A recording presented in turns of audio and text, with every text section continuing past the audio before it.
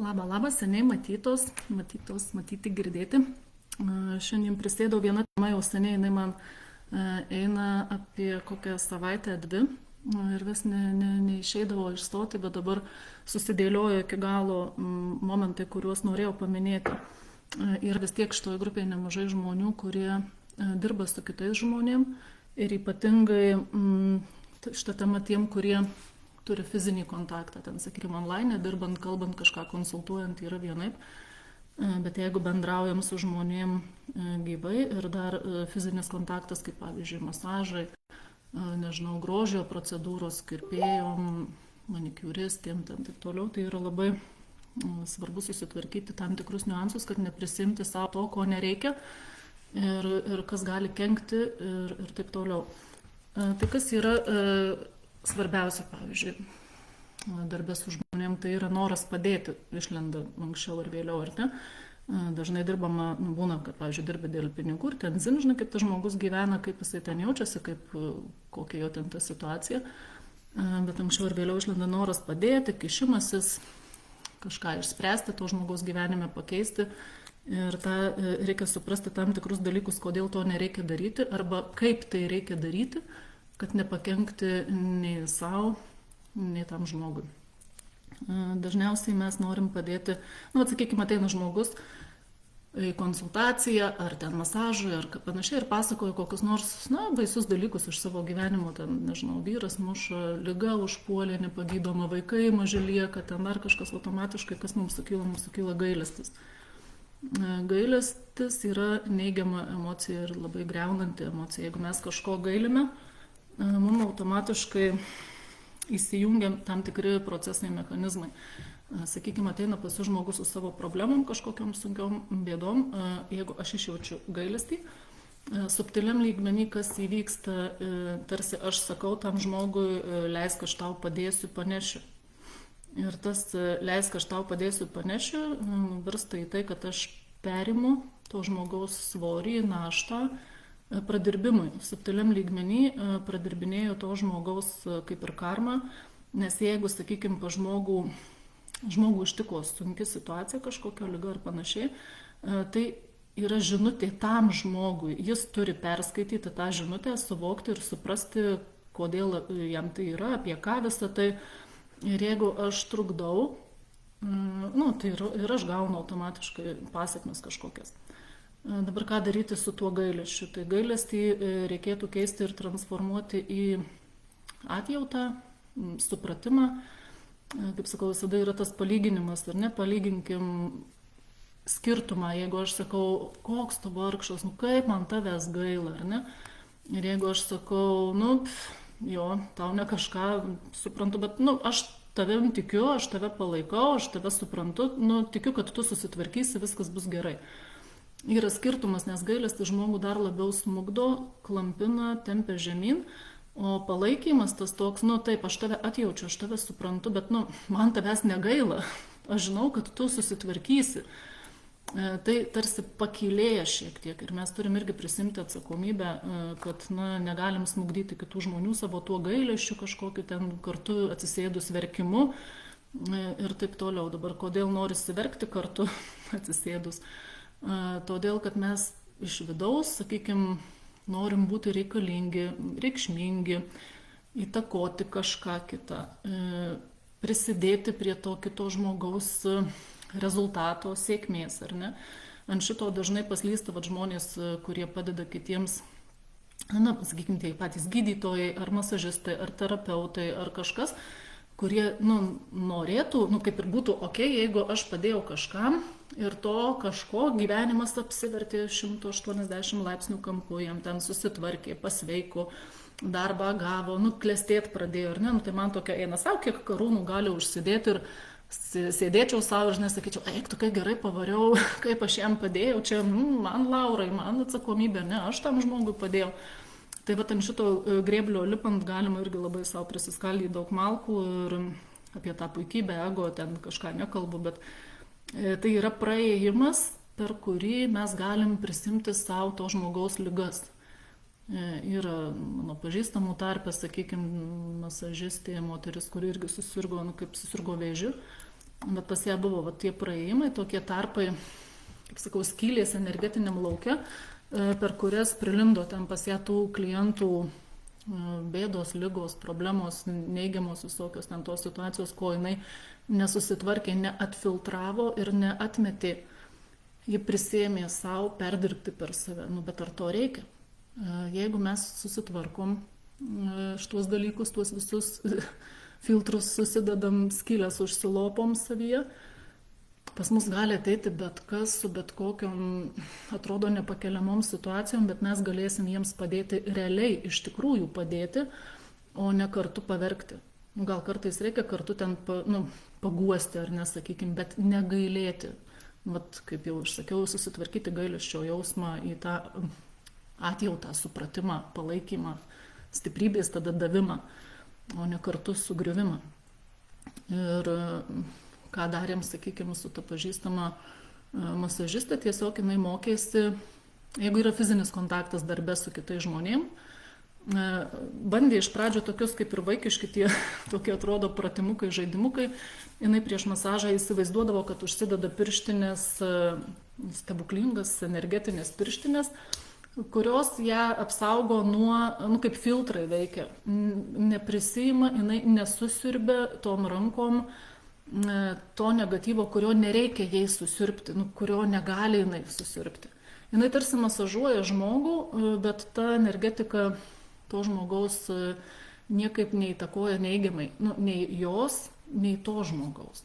Nes mes su tuo savo noru padėti, noras padėti irgi nėra labai geras dalykas, kada mes per daug norime padėti iš kažkokių tų savanaudiškų tikslų, kad čia tipo, aš labai jau gerai pavariau, dabar aš labai jau čia gera specialistė, kaip pavariau. Ir čia, kad visi dar žinotų apie tai, tai taip, viskas okei su tuo, bet nereikia perlenkti lasdos, kad tai nebūtų darymas tik dėl to, kad aš svarbiausia. Ne, tas žmogus irgi yra atsakingas už savo pokytį, už savo, ką jis darys, ko nedarys. Turiu žinias jo, galiu pasidalinti, ką jūs su tom žiniom darysit, ne mano reikalas, ar jums padės, ar nepadės. Mano tikslas toks nėra. Tai vat išmokti susidėlioti save į vietas, kad taip, aš galiu padėti, aš galiu padaryti, galiu pamasažuoti, galiu kažką nuimti. Ar to reikia? Tai yra asmeninis dalykas, konkretus atvejis kiekvienam, ar aš galiu kištis ar ne. tą reikia pajausti.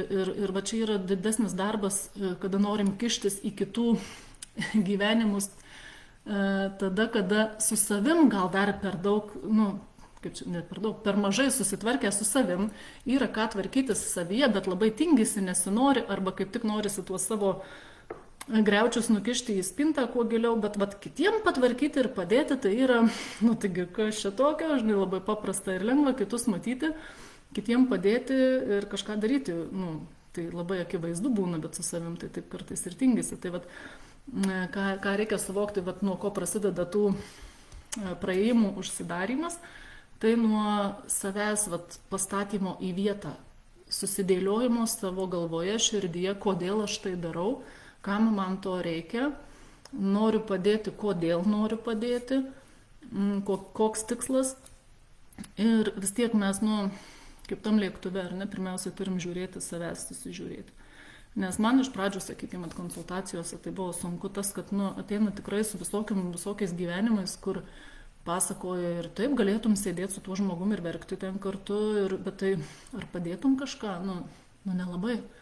Bet kai susitvarkai ir tau to žmogaus negaila, jis gali pasakoti visokiausius dalykus, kaip sakau, ten visko išgirsti ir apie mušimus, ir prievartavimus, ir ligas, ir kitus skaudžius dalykus, bet tu tiesiog išklausai tai kaip informacija, jinai neišdrasko, neišsprogdina energetikos pačios, tu nesugriūni kartu, bet iš karto jau žiūri, tau ateina ryšys atviras, kanalas atviras, ateina informacija, maždaug, o ką dabar tam žmogui pasakyti, o ką jam, iš kur tai, kodėl tai, kokį klausimą tam žmogui užduot, kad jis rastų siūlo galą ir pats jau tada kabintųsi, eitų iš to. Tai tai pirmiausiai, sakau, įsitvirtinti savo, kad tą nenorą, nereikia norėti pakeisti kitų žmonių gyvenimus. Nereikia norėti kištis į juos ir ten kažkaip tai tvarkyti, nes mes galų gale net nežinom tų žmonių nei gyvenimo plano, ko jie čia gimė, ką jie turi padaryti, koks tas planas jų yra. Ir panašiai, savo pirmiausiai susižiūrėkim, susižinokim, ties tuo padirbėkim, tai tada bus labai gerai, daug lengviau visiems automatiškai jau pasidarys. Tai vat ir tas, čia pasirašiau apie tą dalymąsi naštą, ar ne?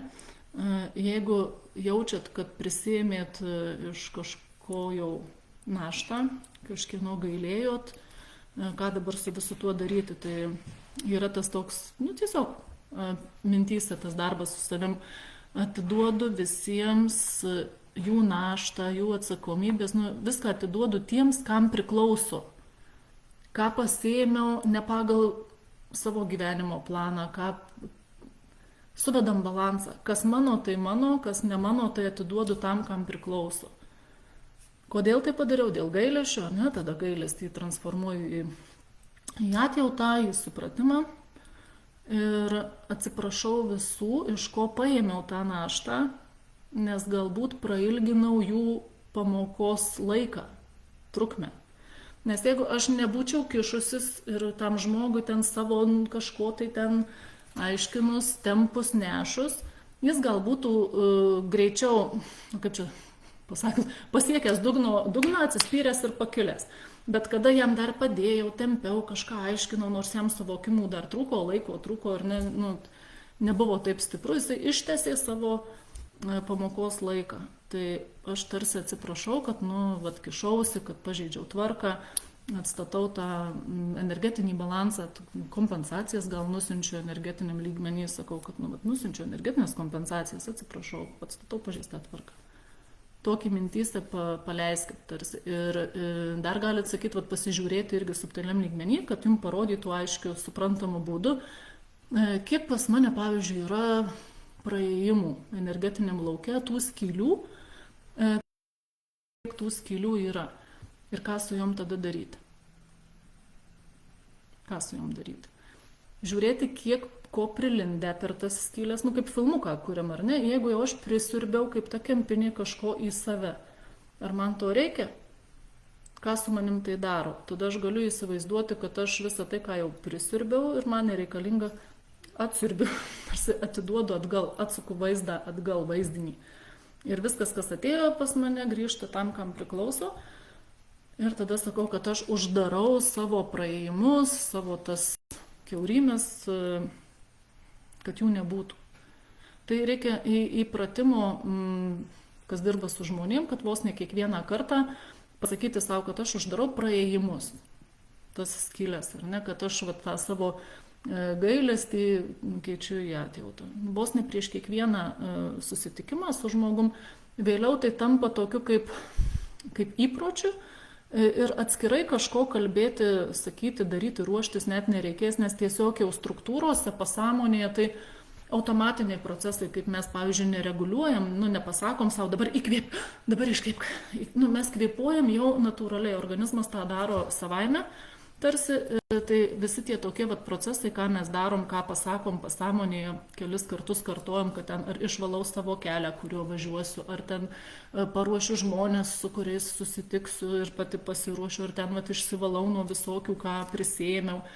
Iš pradžių tai taip, kartojam, darom, vėliau tai jau natūraliai ateina tas toksai jausena, būsena, kad aš nepriimu tiesiog, pas mane nieks nesusigeriu aš, ar ne. Tai ir dar kas svarbu, atėjo dabar mintis, nebijoti, išdrįsti, pasakyti ne žmogui, kurio nenorit, pavyzdžiui, priimti, su kuriuo nenorit kalbėti, kad nebūtų taip, kad, kaip čia atrodo, kaip čia dabar bus, tai reikiagi padėti, o gal nereikia. O gal bendraudami ir kalbėdami pakenksit vienas kitam labiau negu net nesusitikę.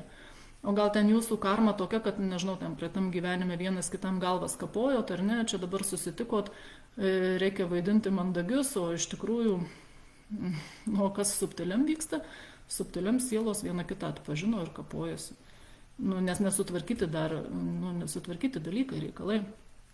Ir prieš kiekvieną tokį susitikimą su naujais žmonėm arba nu, kad ir su tais, kuriais jau bendraujam, bet, nu, pavyzdžiui, nu, nelimpa, nu, nesinori, nu, kažkaip, nu, bet reikia, ar ne? Nu, irgi reikėtų bent mintyse pasakyti, kad, nu, paleidžiu automatiniam pradirbimui bendrus gyvenimus su tuo žmogum. Viską, ką reikia ten subtiliam lygmenį, kad būtų padaryta. Tai va toks pasiruošimas, kaip sakau, ruošiamės darbus su žmonėm fiziškai, ne, plaunam rankas, nežinau, kažką tai darom, užsidedam pirštinės. Pasiruoškim ir subtiliam lygmenį, tada bus lengviau. Kartais galima ir pamiršti, viskas tvarkoja, bet po to susitvarkyti galima. Jeigu išeina žmogus ir jaučiamės sunkiai, ar kažkas tai negerai, visada galima po to paimti ir pasakyti, ką reikia, apie ką ir kalbėjau, susidėlioti. Tai kiti kartai bus daug lengvesni. Tai va, tai šiam kartui tiek trumpai. Darbų susižiūrėkit, kas bendraujat su žmonėm, kas norit padėti. Parašykit, jeigu kas iškils kažkokie vaizdiniai, visada man įdomu apie tai skaityti. Tai vat, iki kitų kartų.